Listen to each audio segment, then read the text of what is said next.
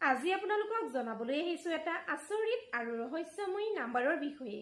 সেই নাম্বাৰটো হৈছে 4। যদি আপোনাৰ কোনোবা বাহৰ 4, 13 আৰু 31 তাৰিখে জন্ম হৈছে তেনেহলে আপোনাৰ মূল নম্বৰ হ'ব 4 আৰু আপোনাৰ ৰোলিং প্লেনেট হ'ব ৰাহু। ৰাহুৰ হাত ভৰি নাথাকে, ৰাহুৰ ডিঙিৰ পৰা ওপৰৰ অংশ থাকে।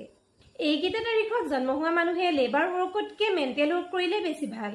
আপুনি এনেকুৱা প্ৰফেশনত যাওক য'ত লেবাৰ ৱৰ্কটো কম হয় আৰু মেণ্টেল ৱৰ্কটো বেছি হয়। উদাহৰণ হিচাপে শ্বেয়াৰ মাৰ্কেট।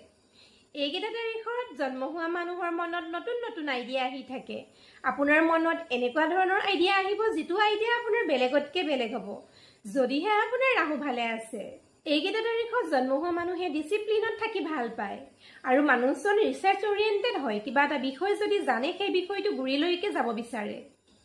এইকেইটা তাৰিখত জন্ম হোৱা মানুহৰ লাইফত ষ্ট্ৰাগল বহুত বেছি। হঠাৎ কিবা ইনচিডেণ্ট আপোনাৰ লাইফত ঘটিছে নাইবা ঘটিব পাৰে। যদি আপুনি IT, ছফ্টৱেৰ বা টেকনলজিত কাম কৰি আছে তেনেহলে আপুনি অতি সোনকালে টপ পজিশ্যনলৈকে যাব পাৰিব। আপোনাৰ থিংকিংটো খুব বেছি ফাষ্ট হ'ব, কিন্তু আপুনি আনৰ এডভাইচ শুনি ভাল নাপাব। আপোনাৰ একেৰাহে জ্বৰ চৰ্দি থাকিবই।